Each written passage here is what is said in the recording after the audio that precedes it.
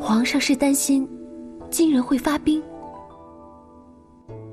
朕担心的是，伪齐和金人联手，那样可就完了。朕这几年打下来的太平盛世，得来不易，朕不想就此毁于一旦。那皇上现在想怎么办呢？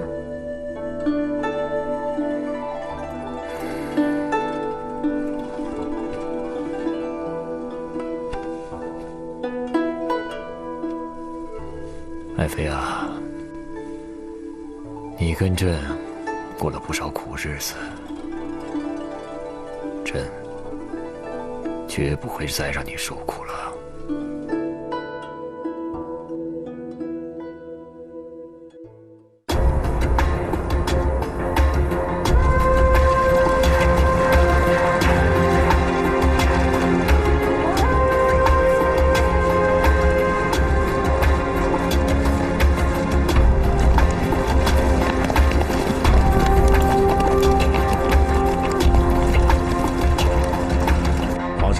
襄阳收复后，您打算如何防守？这也是朕一直头疼的难题呀。若少留将兵，恐复为伪齐所有；若多留将兵，又会引起千里运粮的困难。屠城自困，终莫能守啊！皇上，那日朝堂之上，您可是答应给岳飞备充足的粮饷？所以朕给岳飞的谕札写的是用心筹划全进之策。皇上，此事岂有全进之策？朝廷若是不能千里运粮，岳飞便只能将大军撤走，留下少量的兵力驻守啊！朕要的就是岳飞班师回朝。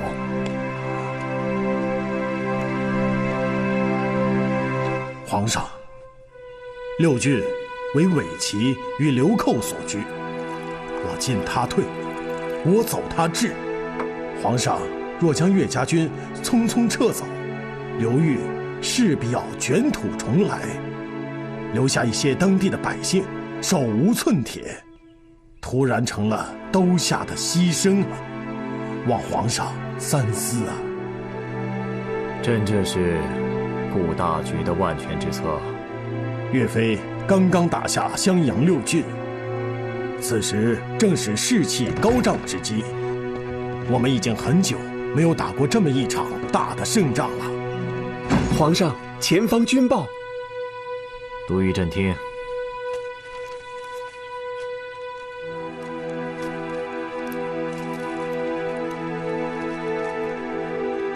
金人已经答应兵援刘裕，四太子金兀术正率10万大军南下。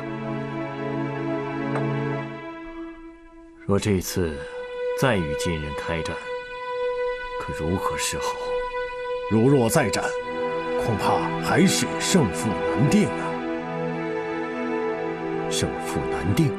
不过，岳家军如今士气旺盛，正是对付金兵的时候。或许，现在就是重整山河、扭转乾坤之时啊！倘若战败如何呀？大敌当前，亦从容；两军相逢，勇者胜。微臣相信，岳飞或许就是那个再造乾坤之人。行了，朕有点累了。这件事，朕会再考虑的。退下吧。好，微臣告退。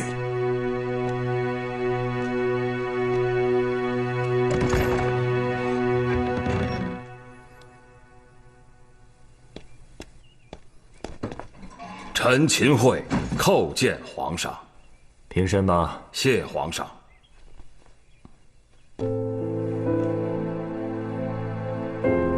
皇上，微臣听闻，伪齐向金人求援，金人已经派兵驰援了。对呀，朕也没有料到，金人会如此爽快地答应。爱卿啊，你有所不知，刚刚赵大人还劝朕派岳飞迎战。迎战胜负难料，恐怕皇上还要继续担惊受怕。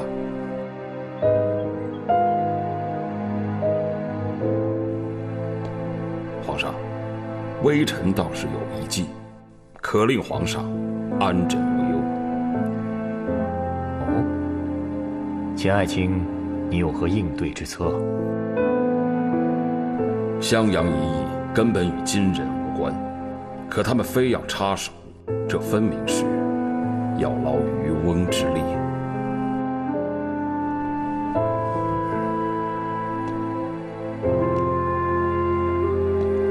但依秦爱卿的意思，这次我们是该战还是该和呀？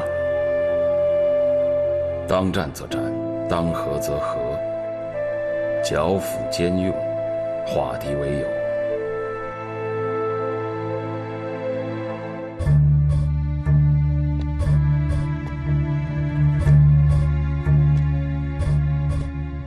皇上，我们可以先派人与北京议和。当然了，如此做法势必会引起民怨，还有那些主战派亦会心有不甘，所以在表面上仍需摆摆样子，先和金人打上一仗，议和则在暗中进行。至于这议和之人，必须找个可信的才行。这办法可行。可惜的是，纵观朝堂，朕没有一个可信之人了。微臣可举荐一人。何人啊？进来吧。草民参见皇上。此乃何人啊？他是微臣的义子，秦熙。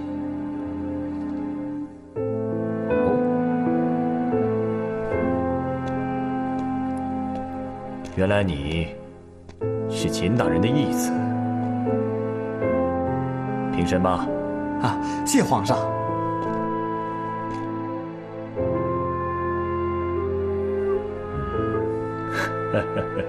不错，一表人才，一表人才啊！皇上，议和之事就交我儿去办吧。微臣担保，他一定会办得妥妥当当。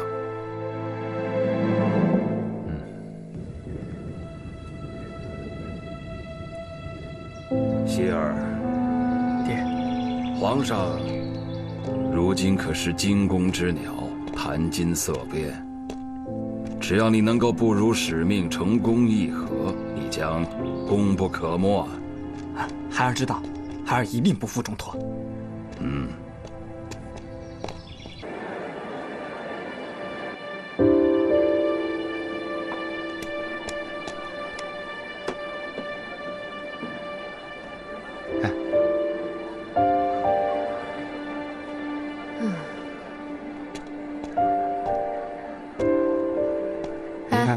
那块给我拿下来看看。夫人真是好眼力。这是小店刚刚从和田运来的一块璞玉。我要买的话，什么价钱？哎呦，您这么说我可就为难了。我原本找这块璞玉回来是想做镇店之宝的。我是想啊，啰啰嗦嗦的说什么呢？我问你价钱。是，好吧500两。不，5000两。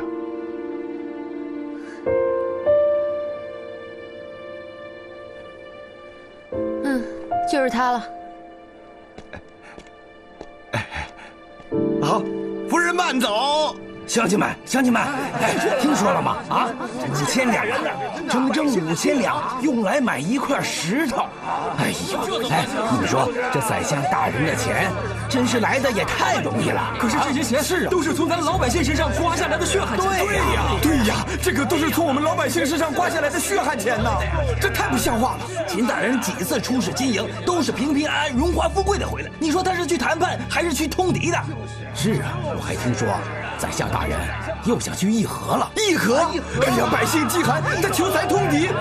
我们现在老百姓吃不饱穿不暖的，大家伙说说，是不是应该找他讨个公道啊？对，走，找他讨个公道去。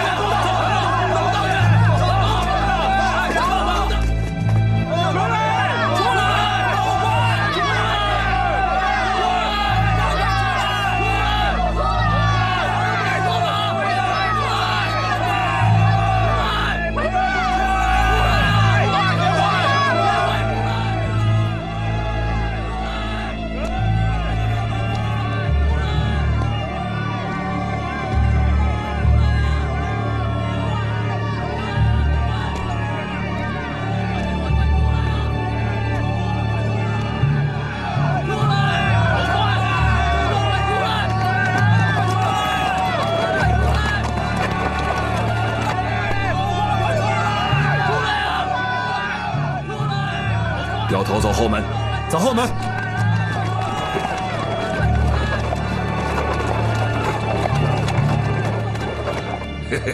哎呀，好，大哥，这次你得让我当前锋啊！金兀术那小子要是敢来，我捏碎了他。你就放心吧，这次不会像抓张邯似的再失手了，我敢打保票。大哥。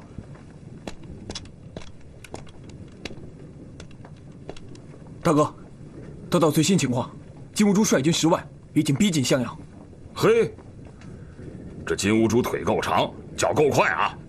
好，我就不信他的铁浮屠真的能所向披靡。就是，他娃二的，什么狗屁铁浮屠啊！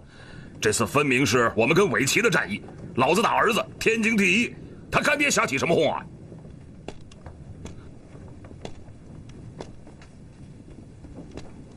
大哥，那咱们的计划会不会太过冒险了？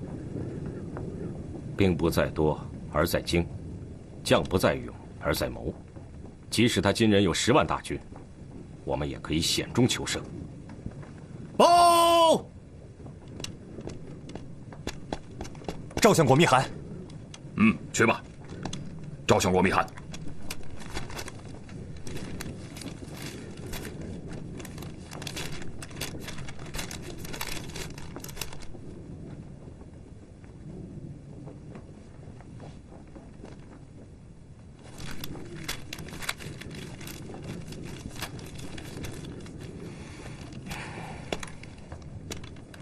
大哥，赵相国怎么说的？皇上得知金人兵源伪齐，日日担惊受怕，于是派人去金营议和。哎呀，议和，这跟那些金人议哪门子和呀？这不分明是送银子去吗？自从皇上逃到海上之后，就如同惊弓之鸟，如履薄冰。我早个料头。这皇上谕札中所写的，用心筹划，全尽之策，表面上是千里运粮，后勤无法承担，这实际上就是想让咱们回师啊！对。大哥，现在依您之策，我们该怎么办？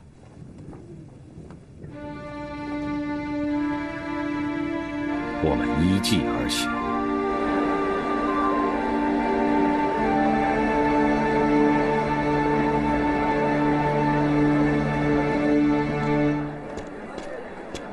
谢谢客官，客官慢走。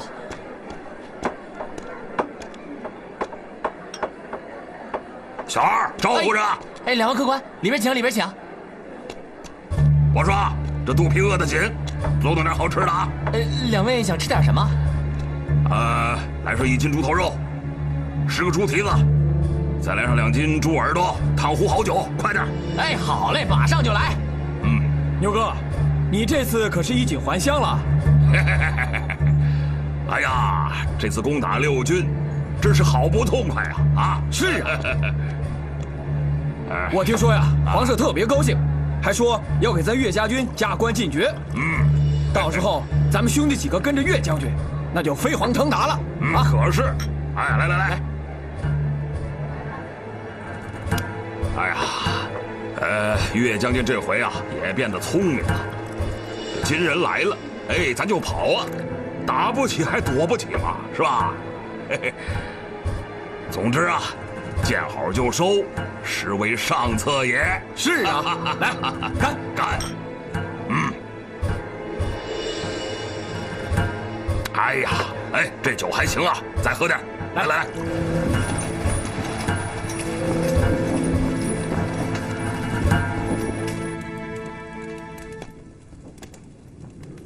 你是秦桧的儿子？正是。这倒是稀奇了，议和乃是外交大事，怎么派一个毛头小子前来？自古英雄出少年，四太子在年轻的时候，不也已经都名扬天下了吗？不愧是秦桧的儿子，说起话来让人觉得浑身舒畅。多谢四太子夸奖。好吧，说说看，怎么个议和？晚辈此番前来，是奉大宋皇帝之命，只要四太子和岳飞这一仗做表面功夫，然后退居黄河以北，皇上允诺，进贡白银20万两。打仗是真刀真枪真功夫，岂容得作假？哎呦，四太子果然是真性情，晚生佩服。哼。如果四太子觉得跟岳飞打假仗有辱了您的名声，晚辈这儿倒是有一个消息，可供四太子参考。什么消息？晚辈在来的途中，听说岳家军已经退兵，岳飞正准备回临安领赏。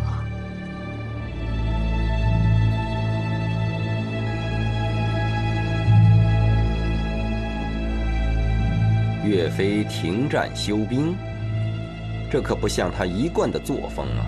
你可别信口开河，想诓我们，没那么简单。四太子，是真是假，您一探便知啊。如果岳飞真的退兵了，那我们将不费吹灰之力，便一举收回襄阳诸地。四太子，只要您见好就收，不再南下，20万两白银，一文不少。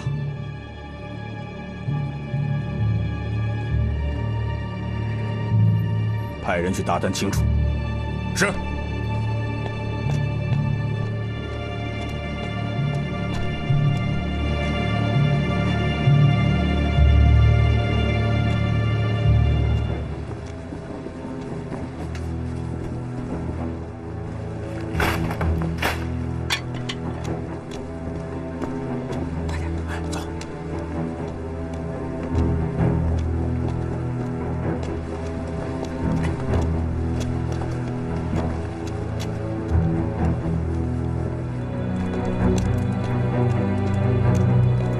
将军，已经查探过，岳家军军营空无一人，已经撤兵了。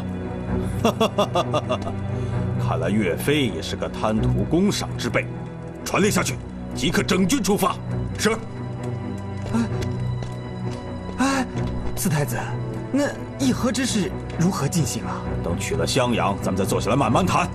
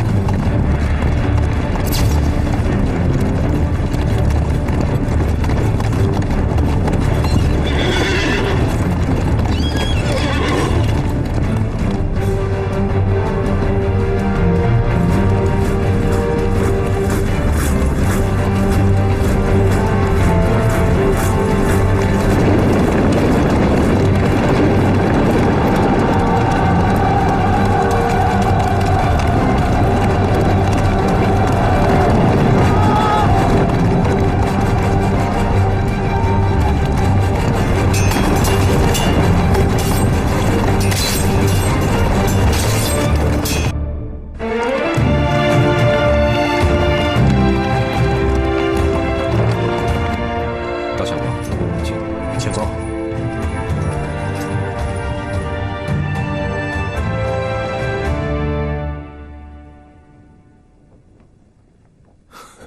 将军，今四太子如此骁勇之人，这次都大败而归，将军用兵之神，令赵某实在是叹服，叹服啊！勇不足事，用兵先定谋，谋才是胜负之关键。说得好，说得好啊！这仗啊，多亏了岳大哥足智多谋，用了一招控陈计，让金兵啊再次大败而归。是啊，皇上听说岳将军这一仗大获全胜，很是满意。不过，各位将领全力相佐，也是功不可没呀。赵某很想知道，这次的战功，岳将军打算如何分配呀？以便赵某回朝之后向皇上禀报。功劳在于全军将士上下一心，气冲霄汉。尤其是张宪、杨再兴、牛皋、王贵4员大将，领军有方，杀得金军惨败而归。好，回朝之后，我一定向皇上禀报，论功行赏。来，为表敬意，我先敬各位一杯。谢相国，干！哎，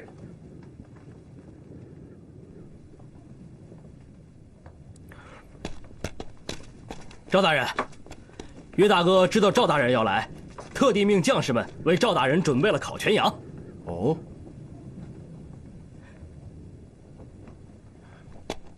王贵，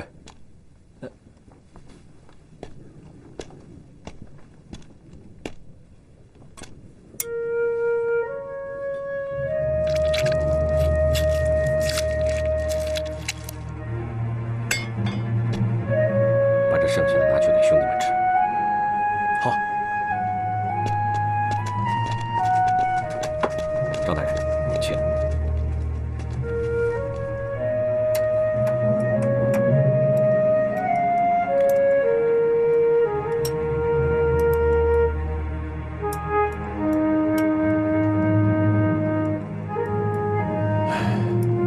众位将士在前线连年征战，为国为民，这叫老夫如何能够独自享用啊？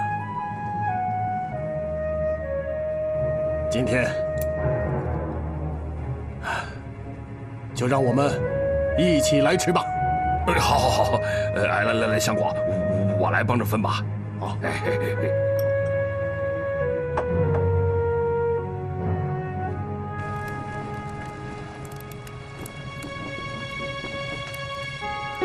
为什么？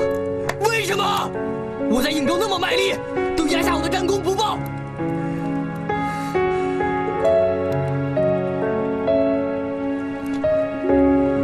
凭什么？凭什么压我的战功不报？凭什么？就凭你是我儿。爹，你为什么要这么做？爹问你为何从军？为了把金人赶出我们的家园，为了老百姓有口饭吃，过上好日子。你现在还是这么想的？当然。好，既然你是为了天下大义，那么今日为何又要贪图功劳？我要的不是功，也不是名，我是心有不甘。我和其他将领一样出生入死，为何你待我如此的不公平？公平？那你告诉我，什么叫做公平？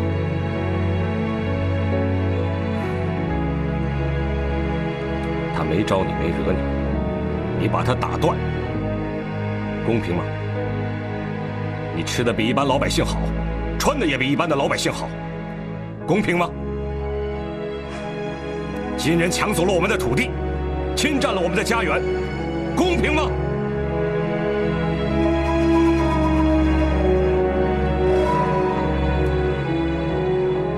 我告诉你，在这个世上，没有绝对的公平，你要有颗平常心。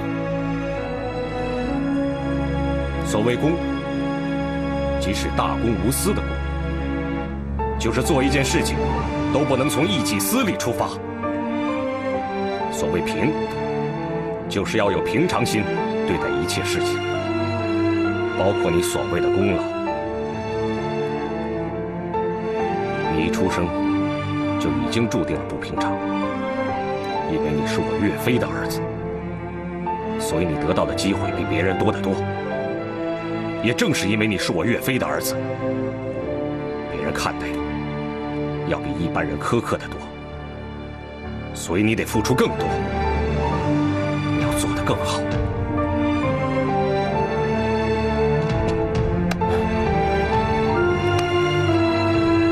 记住，在这个世上，没有战不胜的敌人，只有战不胜的自己。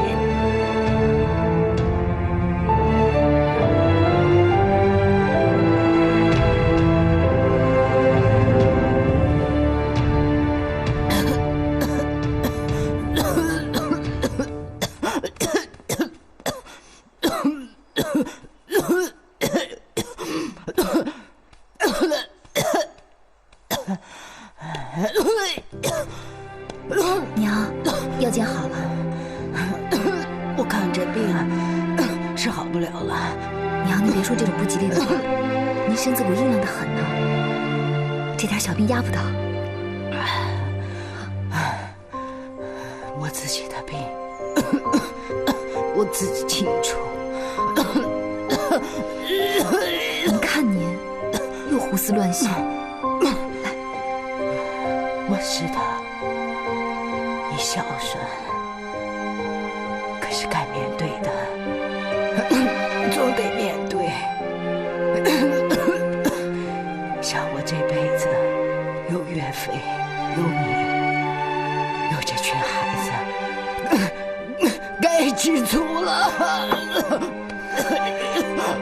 娘，我写信给岳飞，让他赶紧回来吧。千万别。前方打仗，不能让他担心，为我牵挂，国事要紧。可是，顺其自然，千万不能勉强。我死也不会瞑目的。娘，别说这么多话了啊！别说了。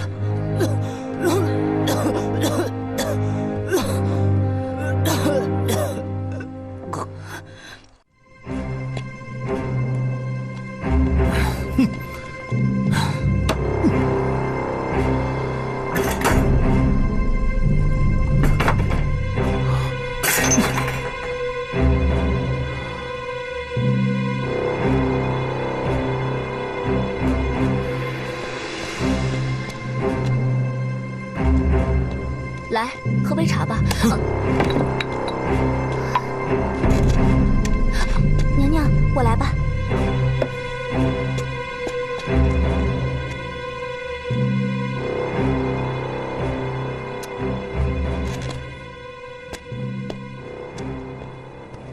是谁惹你这么不开心啊？还有谁？是我哥哥。我这次中了岳飞的埋伏，正好给他落下了画饼，在皇上面前连番奚落，皇上还下令让我暂时休养。自从哥哥被明升暗降，他的部下听令于你，就始终对你耿耿于怀。不管怎么说吧，你们俩都是我最亲的人，我不希望你们起冲突，不希望你们任何一个受到伤害。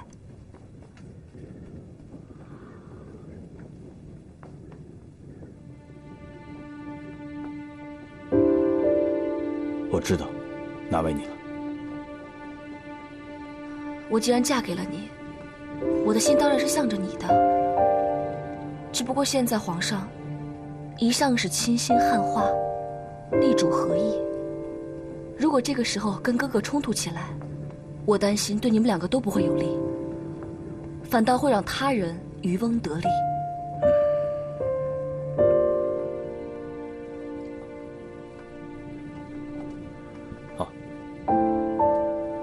你的手没事了吧？你现在知道心疼我了？那当然了，对不起啊，我心情不好，不应该跟你撒气。其实现在呢，皇上最头疼的是刘裕的事情该怎么解决。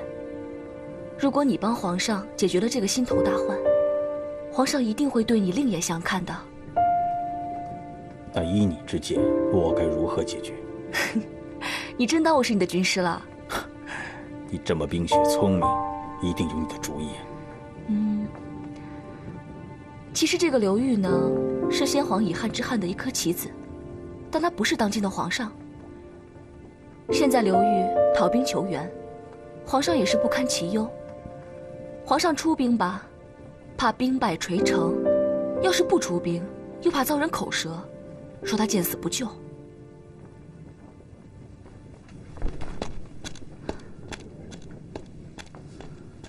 参见四太子、灵妃娘娘，带过来。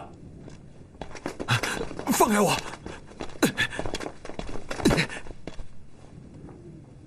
这个人是谁？这是路上抓到的宋朝信使。给何人送信？四太子问你话呢。我是奉大宋皇帝之命，前来给刘裕送信的。信呢？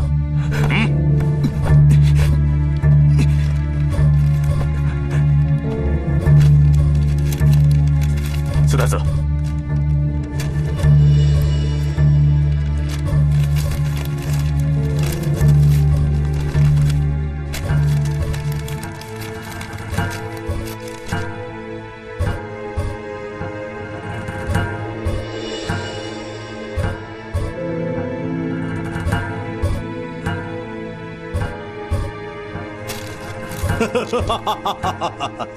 联合刘裕来杀我，事成之后他高官厚禄，还赦免他叛逆之罪。好，这封信来的正是时候，他和这封密函一起呈送给皇上。让你去就去。是。带走。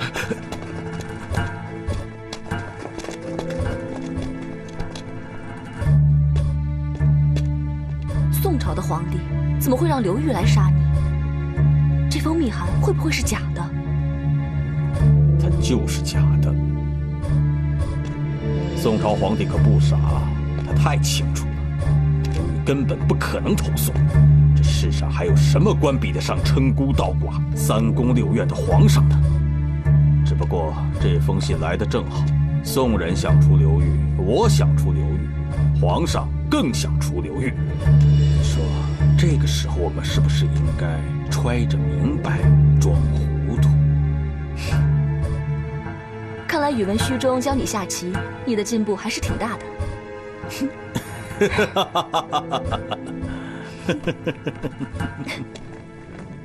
大哥，说句实话，我担心那招反间计到底管不管用啊？拭目以待，此举必成。大哥，你为什么这么有信心啊？金兀术因为兵援刘裕大败而归，以他的性子，怎能接受自己如此惨败？一方面，他必定对我恨之入骨；另外一方面，自然会迁怒于刘裕，恨不得杀之而后快。所以你就想利用他这个心理，不管他相信这密函是真还是假，至少这是杀刘裕最好不过的借口。古有周瑜巧用反间计杀蔡瑁，今有你岳帅用反间计诛刘裕。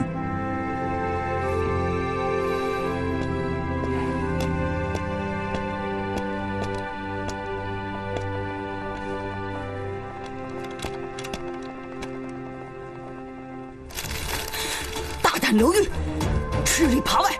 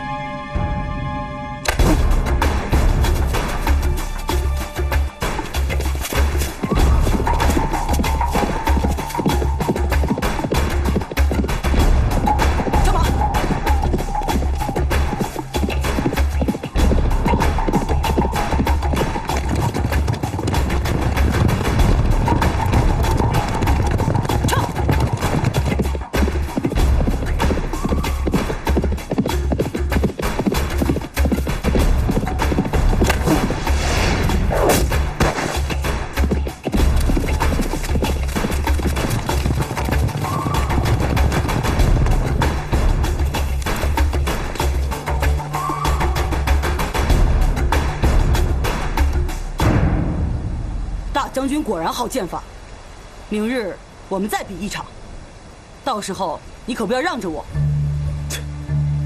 驾！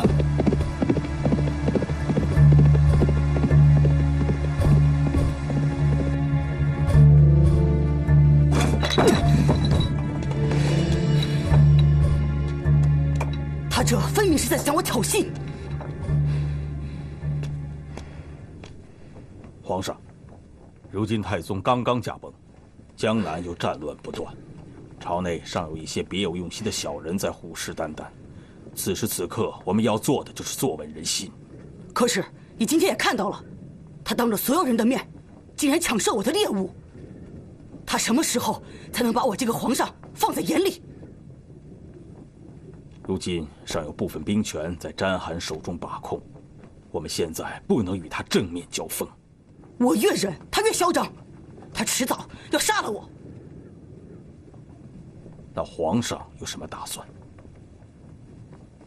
明日我再邀他打猎，给他一个机会，也给我们一个机会。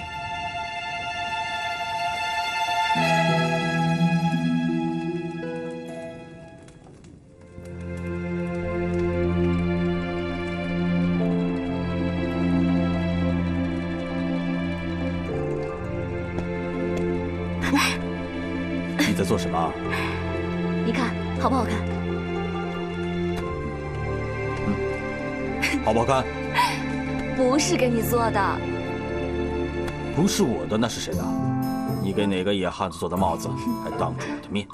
哎呀，不是野汉子，这是我给我哥哥做的帽子。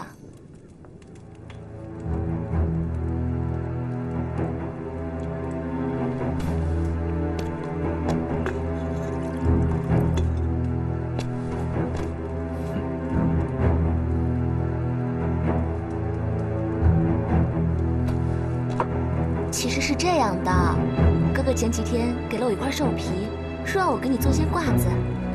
可是做着做着就多出来这么一块，所以我就给哥哥做了个帽子。你不会真生气了吧？怎么会呢？我的灵儿如此心灵手巧，是乌珠的福气，我怎敢在您面前生气呢？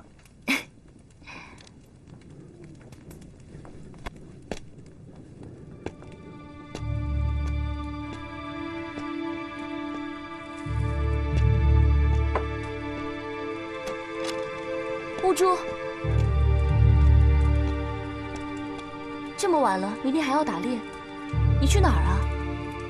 皇上还有事找我，你先睡吧，我去就回。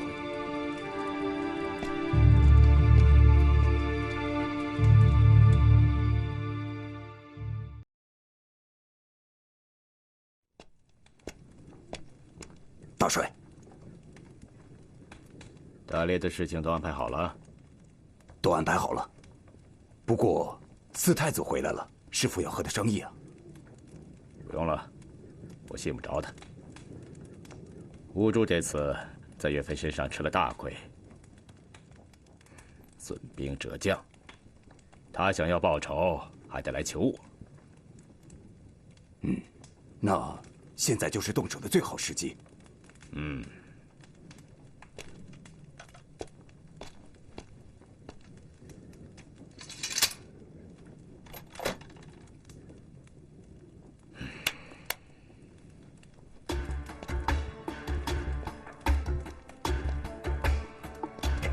这几天好累啊。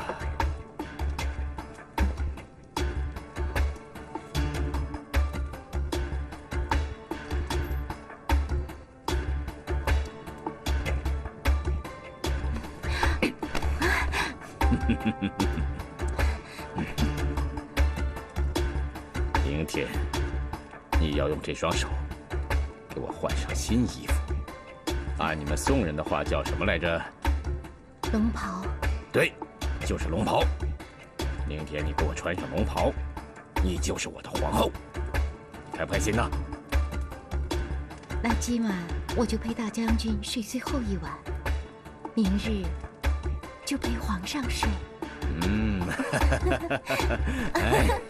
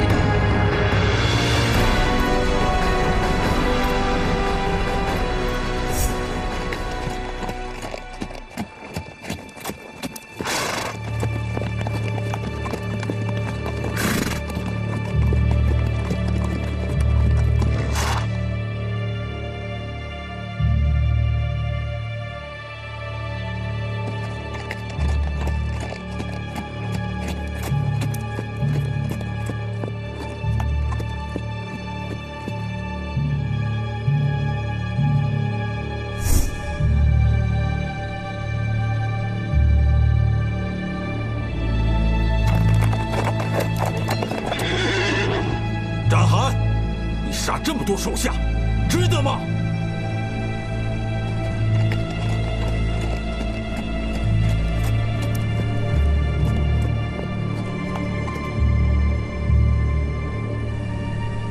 成大事者，不拘小节。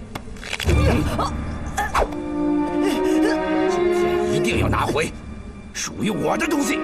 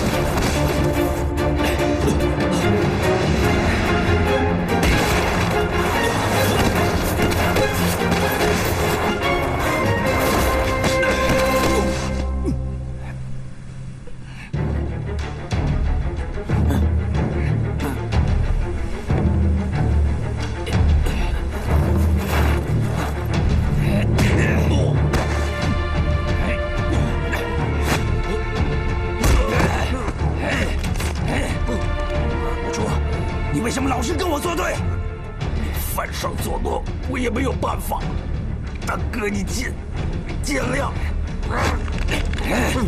那小子给你灌了什么迷魂药，居然为他卖命！无主，这个天下是你跟我一手一脚打出来的，可是先皇传位于他。先皇，你用那先皇来压我，我就是不服。凭什么是他？就算选的是你，我也会认。孩儿说：“咱们只能打天下，不能做天下。咱们做天下不行，我认了。咱们就应该打天下，他就应该做天下。这是什么道理？这是天命。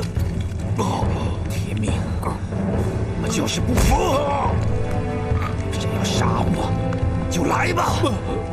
大哥，你放我回去。”我会求皇上饶你不死的。堂堂大晋勇士，只会战死沙场，怎么可能像一条狗一样咬我起脸？来吧，那就对不住了。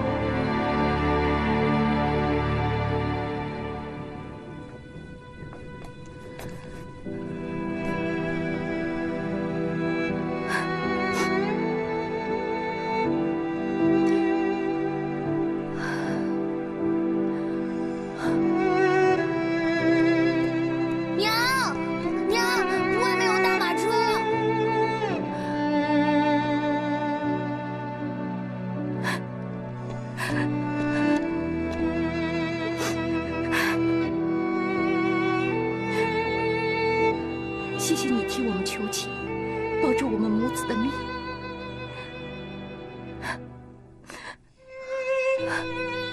你不用谢我，咱们都是一家人。我在车上背了一些衣服和干粮，你们走了，就再也不要回来了。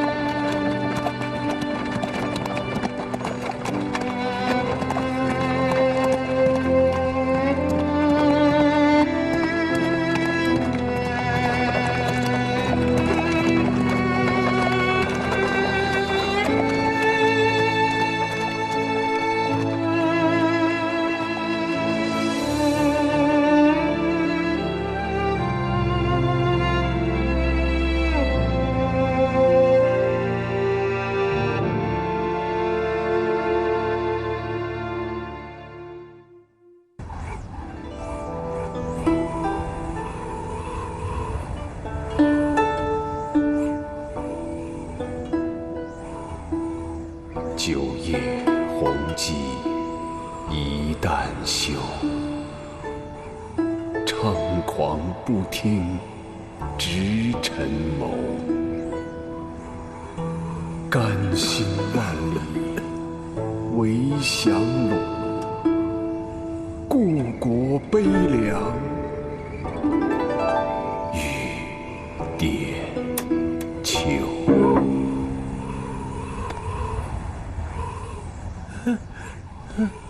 皇上，皇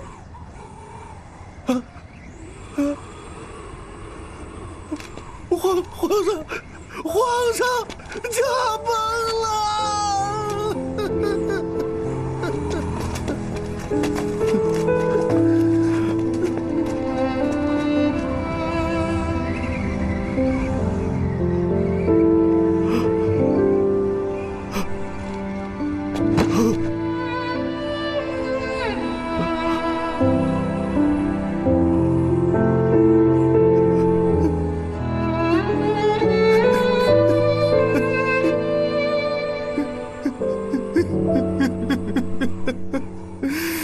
父皇，儿臣最后给您行个礼。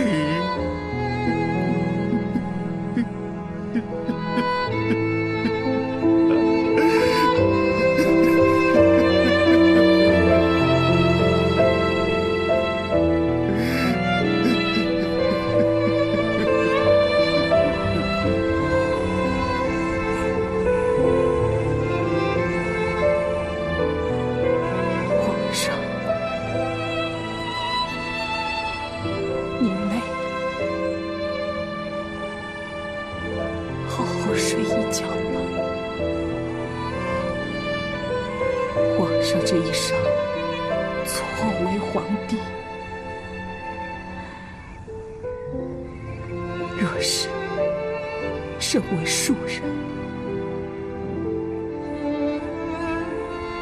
定会像文人墨客般陷于野鹤，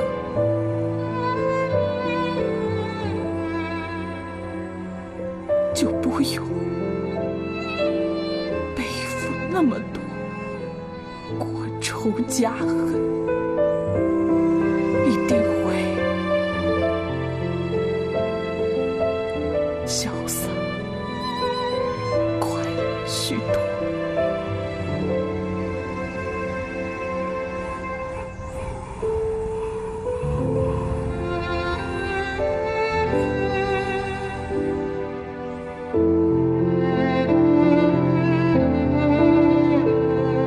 这回皇上啊，恐怕做梦都没想到，夺襄阳、灭伪齐，一切可以这么顺的。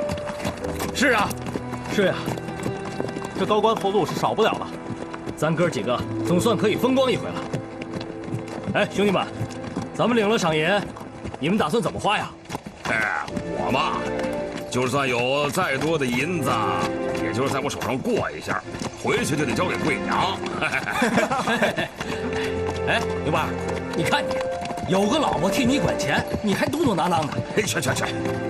我只能把赏银寄回老家给俺娘。我想找个女人替俺花钱，都找不着啊。想找个女人替你花钱，那还不容易啊。杨毛子，我还没说你呢。怎么了？你整天想着小慧，怎么样了？人家不理你了？去你的，别瞎说啊！我啊，整天在外面打仗，总能耽误人家呢，对不对？什么耽误人家？你呀是搞不定人家。哎，我不照样在外行军打仗吗？不照样娶了贵娘？杨毛子，你呀，上了战场比老虎还凶。你怎么见了小慧儿，跟只小猫似的？喵喵！哎，喵喵！去！瞎叫唤什么呀？哎，你也别说我啊，你见贵娘啊，也跟个猫似的，对不对？嘿，你说对了，我就是只猫。男子汉大丈夫，敢做敢当。是猫怎么了？切，我乐意。杨毛子，说句心里话，你要是对小慧没那个意思，我回去可就下手了啊！哎，你敢？你看看，那你就赶紧抓紧了，兄弟们还等着喝你喜酒呢。就是啊，兄弟们等着喝喜酒呢。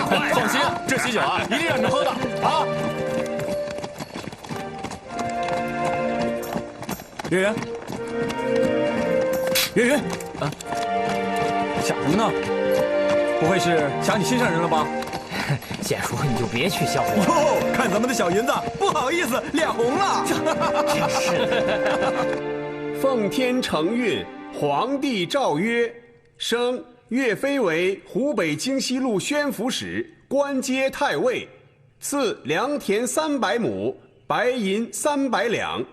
其余诸将协助有功，官升一阶，另各赐良田100亩，白银100两，钦此。谢皇上文文，臣等定当鞍前马后，誓死效忠。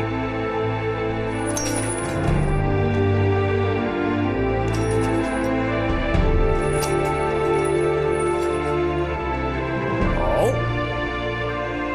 真能够得一良将，胜得连城璧啊！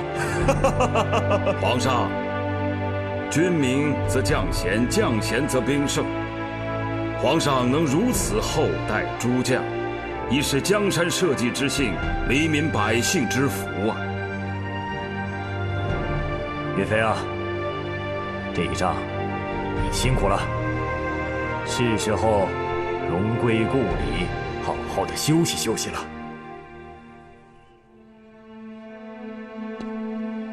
自靖康之难以来，臣一心只想报仇雪耻，收复中原。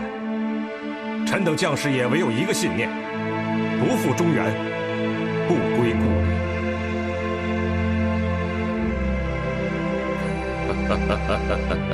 岳帅胸怀远大，抱负不小。只是现在正是难得的太平盛世，宋金霸占，相安无事，你此时又何必再挑起战端，扰得天下不太平啊？金人亡我之心一日不死，天下便一日没有太平。金人没有放下刀枪，我等怎能放下？否则，等待黎民百姓的，便只有屠戮。宋金交战多年，国库早就虚耗一空。元帅，你可算过，收复中原需要多少兵力、多少军饷？这些军饷又会给百姓平添多少赋税？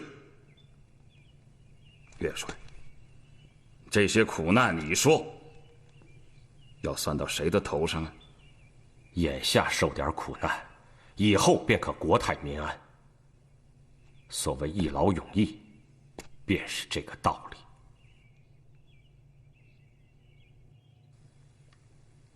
北伐之事，还是请皇上定夺。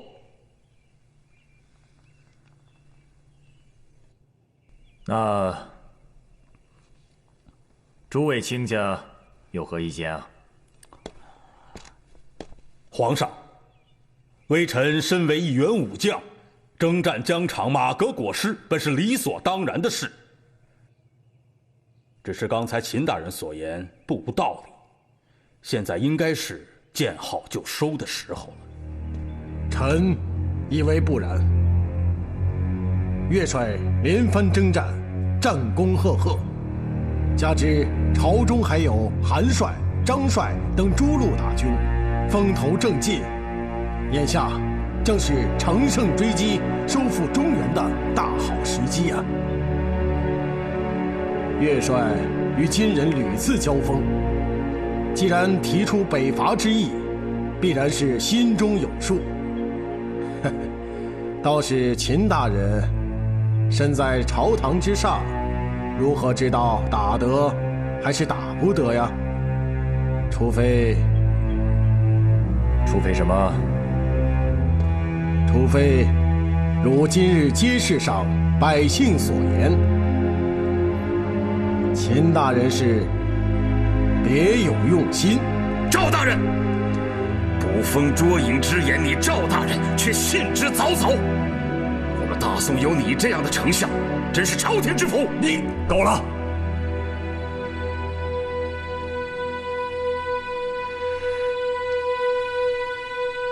北伐中原，岂不在这一时？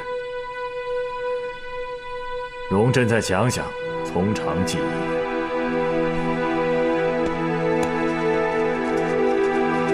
退朝！吾皇万岁万岁万万岁！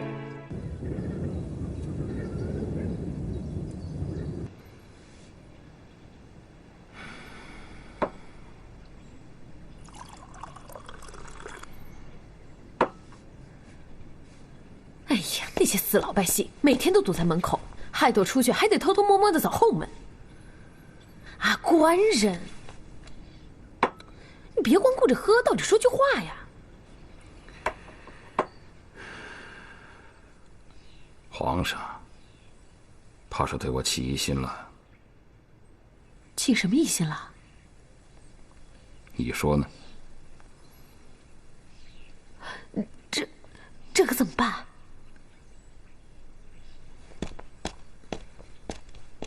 老爷、夫人，有位自称是郑娘娘的人求见。上茶。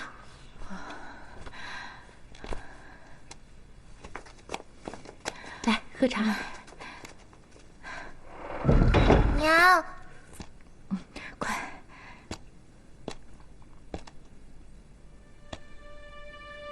哎呀，姐姐，没想到这么些年，你经历了这么多变故。本以为跟了张翰可以有个依靠，没想到还是无家可归。大晋现在谁掌权？现在大晋的皇帝对四太子是言听计从，二太子窝里都呢？大宋想和大金议和，二太子也是皇帝身边的红人。哦，对了，这封密信，他要我交给秦大人。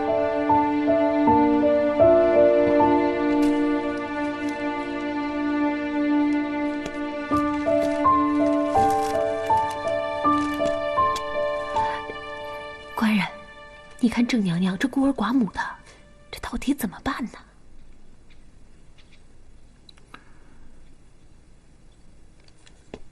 娘娘，你此番回来有何打算呀？还望秦大人在皇上面前多美言几句，让我回宫中养老。娘娘昔日对微臣有引荐之恩，微臣能帮的忙一定会竭尽全力，请娘娘放心。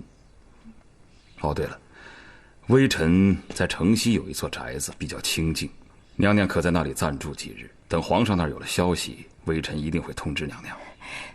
拜托大人了。好，慢一点。谢谢你们了。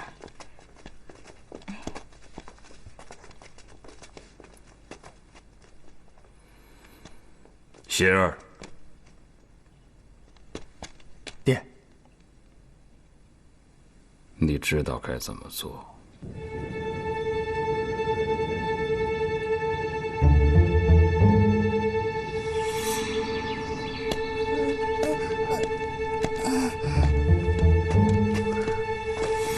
娘，我们这是去哪儿？去一个安全的地方。真乖。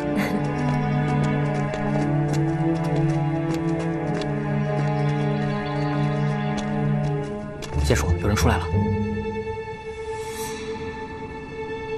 看样子，他们是秦大人养的小妾吧？不是。你怎么知道不是？你看那马夫，一看就是金人。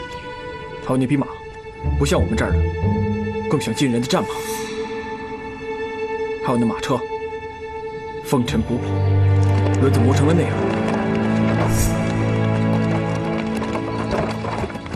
一看就是从很远的地方赶回来的，因此我怀疑他们是从金营过来的。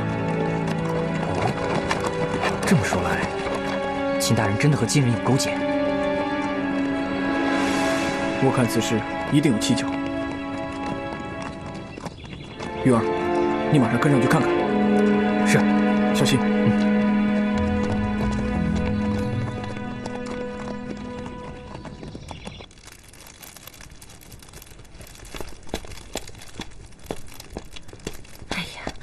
官人，你真打算把郑娘娘送进宫去啊？你疯了吗？万一消息走了出去，我们还有活路吗？所以我们绝对不能给他留活路。二太子密信说什么？要我抓锦衣河。可是皇上现在对你已经起了疑心，这可如何是好啊？老爷，岳元帅求见。岳飞。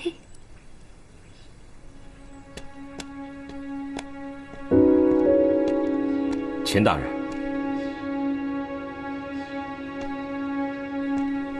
岳元帅，冒昧到访，还请见谅。哪里哪里，岳帅来访，寒舍蓬荜生辉，秦某荣幸之至。初次登门，一点心意，还请笑纳。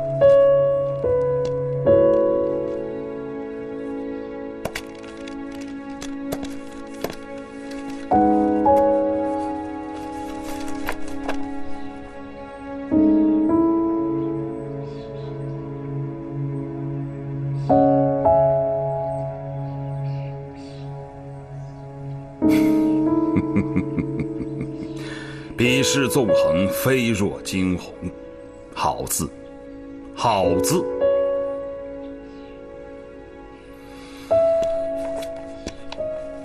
不过这幅字，不是应该送给金人才对吗？为什么要送给秦某？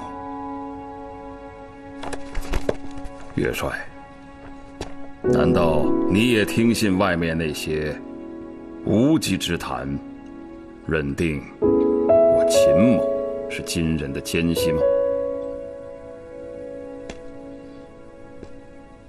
我希望大人不是。现在举国上下，北伐呼声日益高涨，希望咱们能够摒弃前嫌，共图北伐。只有文武大臣同心协力，才能匡扶大宋啊！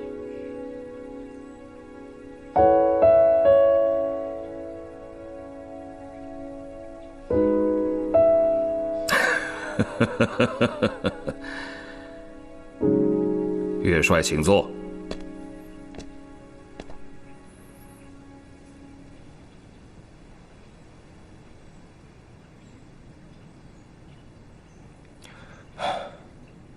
在下明日便要启程离开京城，故冒昧来访，还望秦大人理解在下一片拳拳之心。岳帅，战还是和，不是我秦某与你岳飞之争，亦非皇上与金人之争。今日之果，乃前朝之因。个中曲折，实在是一言难尽呐。难道秦大人还有何难言之隐吗？你不必问了。知我者，为我心忧；不知我者，为我何求？总而言之一句话：南人归南，北人归北。我是北人，皇上也是北人，我们要归到哪里去？故地的父老乡亲，难道要弃之不顾吗？宋金化和，南北分治，这是大势所趋，你又何必逆势而为？襄阳战役以来，在下对宋金两军之优劣高低已经有了深刻的了解。再者，听说金太宗病逝，内部为了争储乱作一团，此时正是北上用兵、恢复中原的最好时机。如果秦大人心向大宋的话，就应该支持北伐。难道皇上就不支持北伐？难道皇上就不心向大宋吗？秦大人，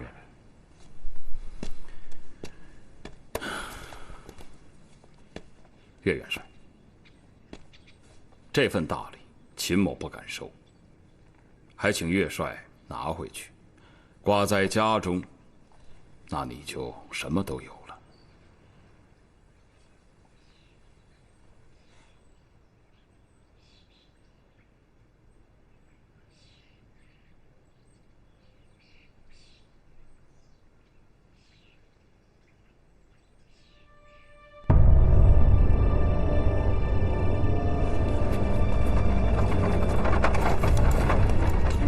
停车！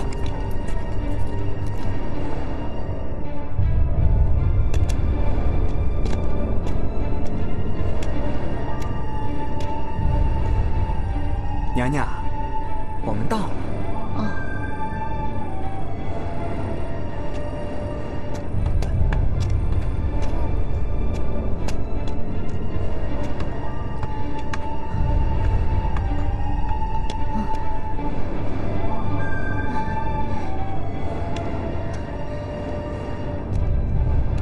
这是哪儿啊？不是送我们到城西吗？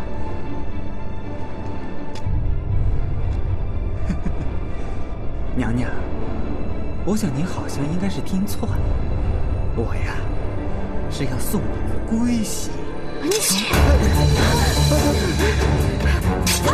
杀人了！杀人了！杀人了！救命啊！救命！救命啊！杀人了！杀人了！大人，救救我！快，什么？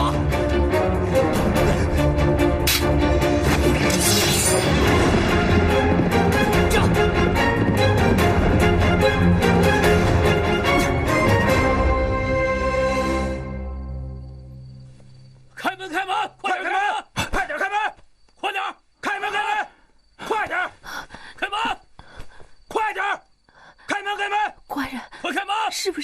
败露了！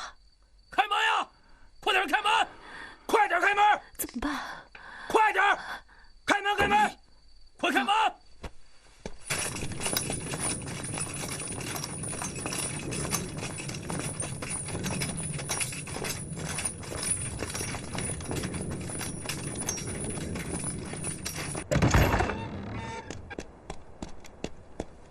皇上，秦大人带到了。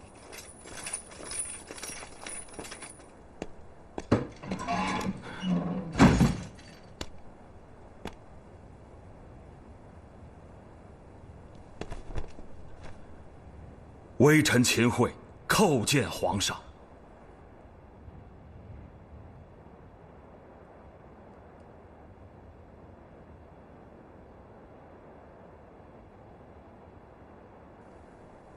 秦桧，你可知朕深夜召你前来，所为何事？微臣不敢妄自揣测。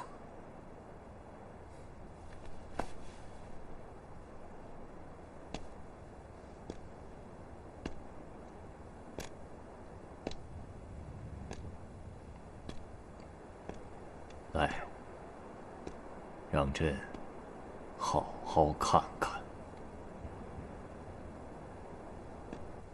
今日你家中发生如此大的事情，你竟然可以这样镇定，那你说，朕是该敬你，还是该惧你啊？